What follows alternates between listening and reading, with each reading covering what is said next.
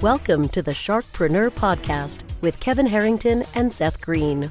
Kevin Harrington is the inventor of the infomercial, one of the original sharks from the hit TV show Shark Tank, and has generated over $5 billion in TV and digital direct response sales. Seth Greene is the world's first trusted authority on cutting-edge direct response marketing, a best-selling author, and the only 3-time Marketer of the Year nominee. On the podcast, Kevin and Seth interview sharkpreneurs who share straight talk on what it takes to explode your business. 49 faces looked to him in triumph. Over the last 12 months, they had each taken turns and promoted his business for a week at a time, driving over $987,342 in revenue. What if you had a network of 50 centers of influence who promoted your business every week for a year? Grab your copy of the #1 Amazon best-selling book, The Ultimate Guide to Growing Your Business with a Podcast, at 33% off the Amazon price by going to ultimatepodcastbook.com. Again, that website for 33% off the Amazon price is ultimatepodcastbook.com. Welcome to the podcast. This is your co-host, Seth Greene. Today, I have the good fortune to be joined by Brian Samson. Brian is the founder of Plugg Technologies, a leading nearshore staffing company that bridges the gap between U.S. companies and top talent from Latin America. Brian, thank you so much for joining us. Thank you. It's great to be here. Our pleasure. So let's go back in time. I'm guessing at the age of 8 years old, you didn't wake up one day and say, hey, I want to be a nearshore staffing expert. So how did you get started? No, great question. In 2015, that was my first foray into nearshore, but I think it even starts in 2012, which was my first visit to Latin America. I did a 3-week solo backpacking trip, got a chance to spend time in Buenos Aires and Peru, Chile, and Uruguay. Kind of whetted my appetite a little bit. And then in 2015, co-founded my very first nearshore software business.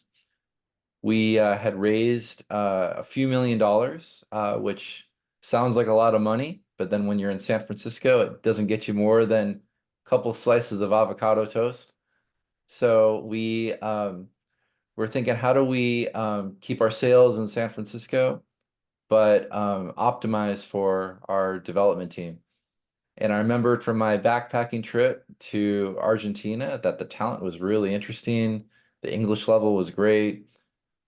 Just a cool city to visit, tree-lined streets, cafes, great food, really great. So I remembered that and took another trip down there late 2015. And with the real purpose of, could we do business there? Could we put up our dev team there? Saw some office space, met with lawyers, accountants, everything that you'd want to do. And wow, best decision ever made. Spent the last 9 years working in this world, but just blew my mind, the possibilities of an area of the world that is often forgotten about. So you used South America development talent to grow the first company at a more affordable price than you could have had everybody worked in San Francisco and wanted free food and foosball tables and napping pods. So do you still own that software company? Was there an exit? How did you get from that to then saying, hey, more than the company I want to do the thing that helped that company for everybody else? How did that happen? Yeah, thanks for that question, Seth. I did exit that business. That business is still very much around. My ethos was #1, to echo what you just said about how do I help more businesses. But I felt there was a fundamental flaw with that first business. You see this a lot with software development companies, and the worst thing you can have as a software development agency or company, and we happen to build for fintech, but this could be applied to anything, is team members on your bench. Team members on your bench get paid even if you're not billing them out. And as an agency, you make money between what you're billing out, your cost of your team, that's your margin. And as you have more people on the bench that aren't billing, your margin just keeps slithering away.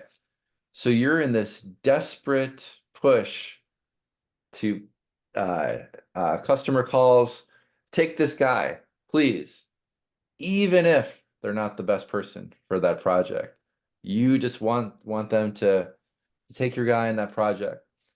And I just felt that that wasn't good business. The other key thing is we actually had a really nice office. We didn't have napping pods, but we did have, game room, sofas, FIFA, even a bar at the office. And this was obviously pre-COVID, but we kind of recognized, like, as cool as we made this office, and I think you're seeing this now after people had a chance to work remotely for the last couple of years. Not everybody loves working in an office. So what if I could build a company that provided talent customized for every company, and then I could give them the freedom to work remotely, and that just created an opportunity for better developers, stickier customers, longer contracts, happier customers, happier clients. And that's what I've been doing with Plugg Technologies for the last several years. Is client comes with a very specific need for, maybe a fixed timeline, maybe long-term ongoing, and we introduce them to talent in Latin America that they might otherwise not have access to. That is awesome. So who was, do you remember when the moment of decision when you said, hey, I'm going to do this nearshore thing? And how did you land your first client? Yeah. So I happened to had a career in talent acquisition before I started this business. So I worked in San Francisco. I was a head of talent, which basically means in charge of bringing in, overseeing recruiting, sourcing, coordinating offers, all that stuff, for tech startups in San Francisco. So I had a pretty vast network of other heads of talent, other heads of engineering, people that I had worked with, especially in that San Francisco tech ecosystem. So I started calling them up, and this was huge as COVID started. I remember having conversations with some VPs of engineering, people that were friends of mine, CTOs, and their teams were remote. Once COVID hit, their teams were remote, and they were paying $200,000 salaries, sometimes a lot more. And they're like, Brian, I'm paying this guy and he's just at his house all day, right? So there's really not a big advantage for this person to be in San Francisco. Could you introduce me to some people in Latin America? You keep talking about this. And I said, yeah, sure, I can connect you with a few people. After a week or two of interviews, wow, I had no idea. And that's the common refrain. Wow, I had no idea. And we've been conditioned, for decades about offshoring. Offshoring means, shipping jobs overseas. You often think of India, China, Philippines. And nearshoring just happens to be basically the same time zone. Now nearshoring, you could be a nearshoring business, say Indonesia to Singapore. It's usually a developing country for a developed country, because there's that cost advantage. Nearshoring basically means the same time zone. But back to that story, once they had some interviews, I had no idea the English was this good. I had no idea the value I could get for this price point. They're working remotely anyway, but they're creative problem solvers. It's not just I have to write down, like, step by step by step how to do stuff. I can just give some high level goals. They understand it. They push back. They disagree with me on technical decisions. Like, wow, that's everything I'd get from my San Francisco guy for $200,000. Why not? And one successful placement and another one adds up. Word gets around, and we've had almost entirely referral-based customers. That is absolutely incredible. Now, what type of talent are you sourcing in Latin America? Is this all programmers? Is there talk to me about kind of the diversity? Yeah, for the most part, software developers, and that's usually where most companies will start because it's the most validated in the industry. It's the most commonly outsourced, offshored, nearshored, onshored. Onshore could be a developer in Nebraska working for a company in San Francisco, right? But it's the most common role that's validated, that can be remote. You've got different tools like Jira and Slack and all the things that help dev teams go, daily stand-ups, whatever. Um, what we've started to see though is this growth in tech adjacent.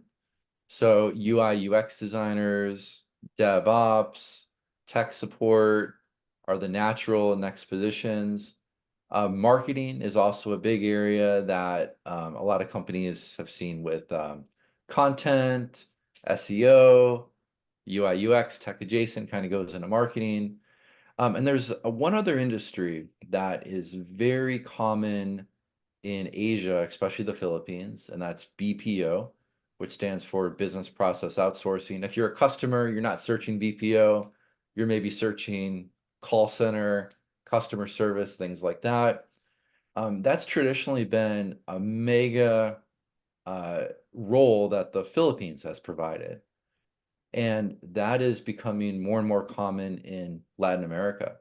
Again, you've got the same time zone. Nobody's working the 3 a.m. shift in Latin America to service your customers. They're working the same time zone. They're naturally awake. It's not off hours. It's not scripted. They can speak fluently, conversationally, casually. And it's all for just a little bit more, it's just a little bit more expensive than Asia, but a tremendous more amount of value. That is awesome. Who is an ideal business client for you? Yeah, we've worked with a couple different types, but I'd say mid-market type of companies. I'd also say tech companies, especially those that, what we've seen in the economy the last couple of years is unpredictability. It's volatile. It goes one way and then another way, and it's just kind of hard to predict, right? We also have elections coming up. Who knows what will happen?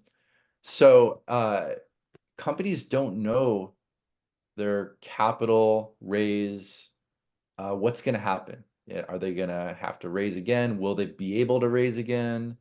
Where will interest rates be? So the best thing that they're doing is they're reducing their burn rate. But it doesn't mean that they're reducing their headcount. They're just reducing their burn rate. So you do that by nearshoring.